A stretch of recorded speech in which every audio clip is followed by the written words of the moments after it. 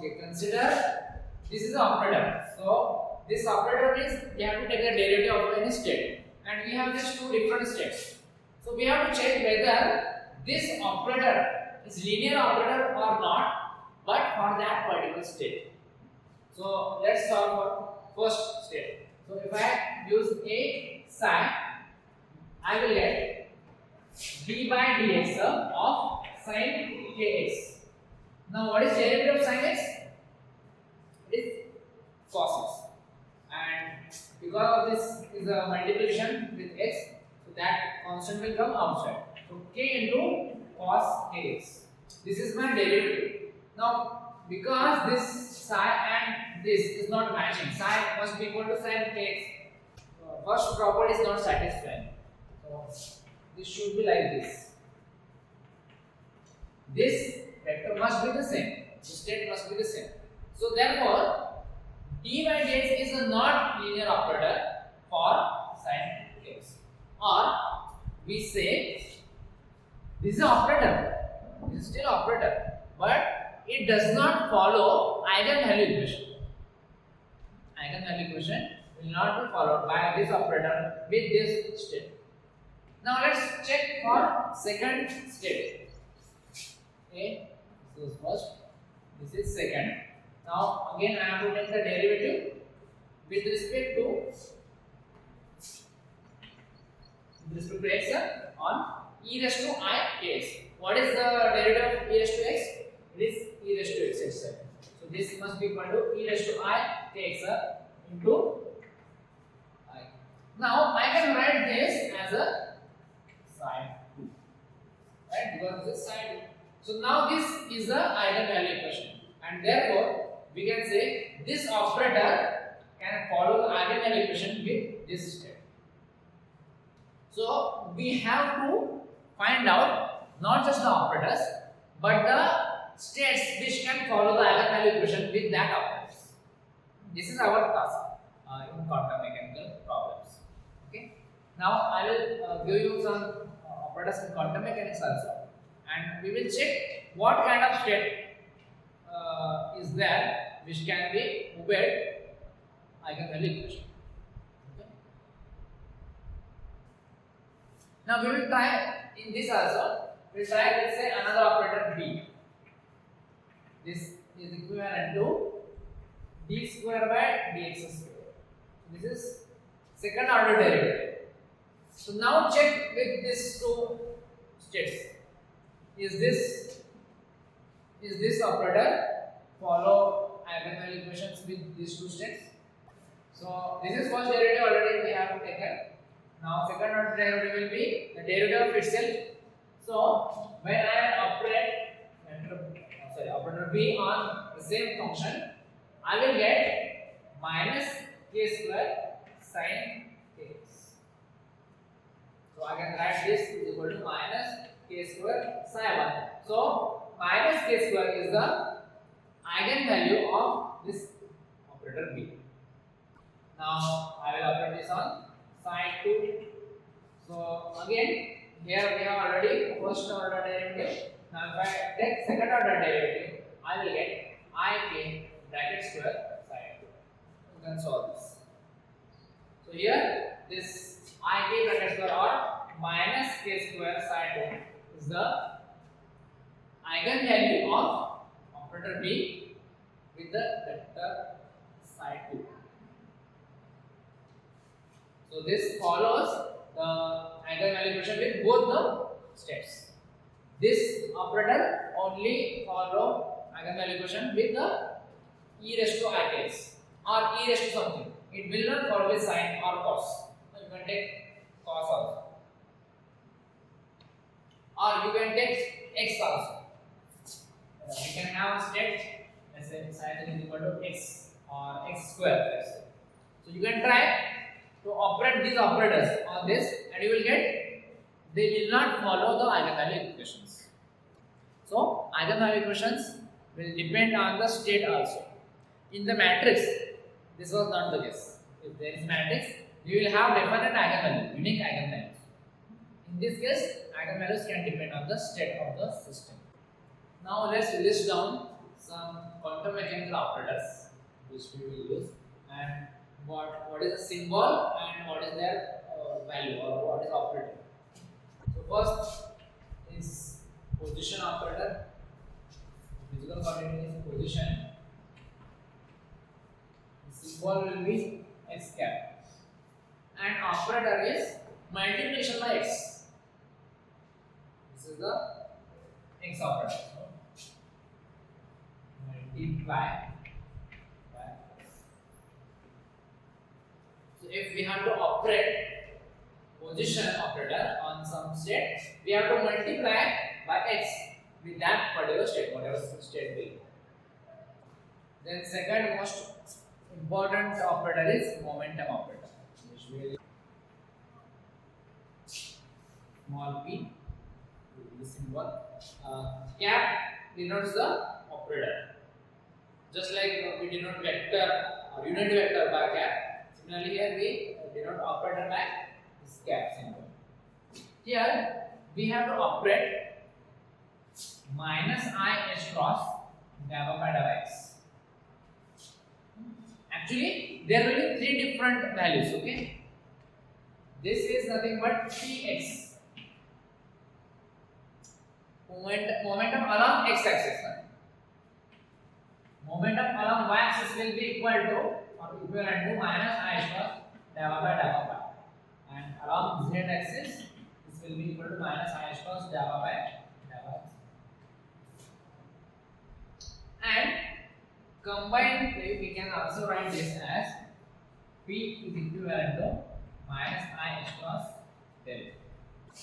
Sometimes in some books we can find out this in different way. This is written as h upon I. Minus I is nothing but 1 upon I. You can do this. Multiply and divide by I.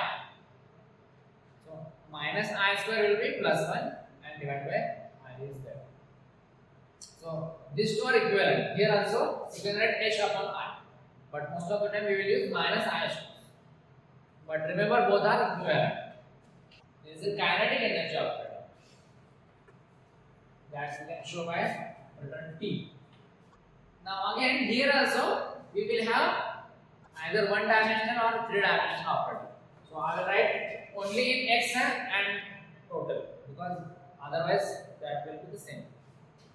So along x-axis, if there is a kinetic energy, then this is given by h cross square by 2m minus h cross square by 2m del square by del x square, and in three dimension minus h cross square by twice m del square.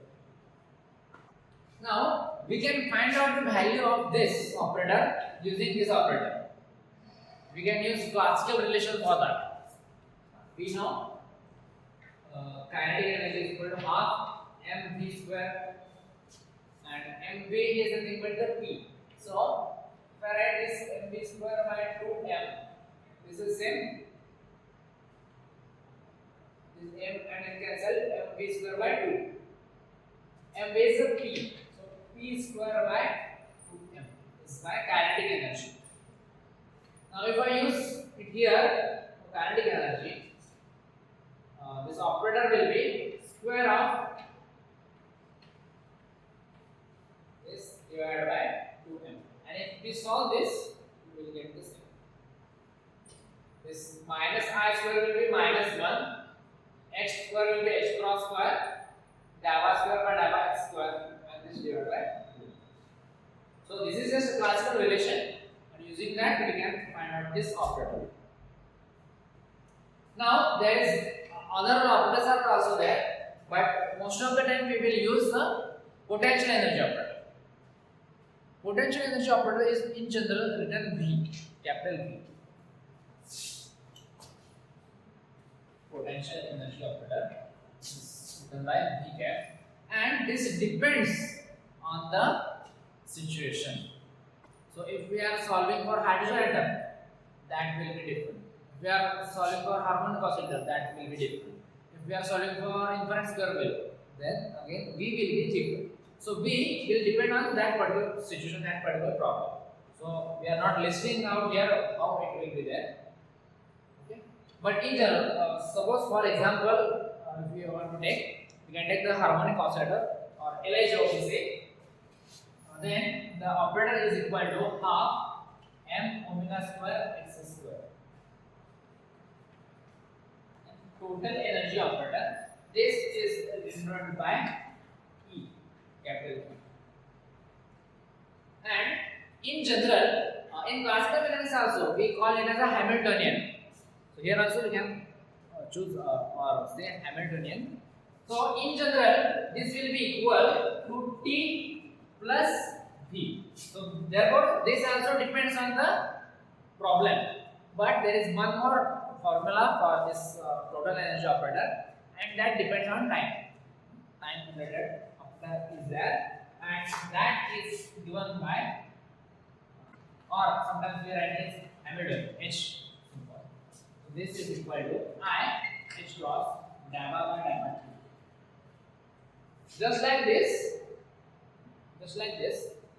but instead of x we have T, and instead of minus there is plus sign. So these are the most used operators in quantum mechanics. There will be other operators also. Whatever we measure in classical mechanics, we can use it in quantum mechanics also.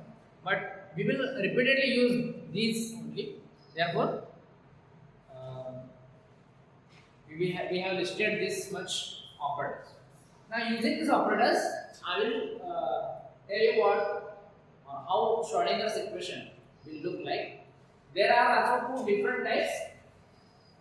One is a time dependent operator and other one is a time independent operator.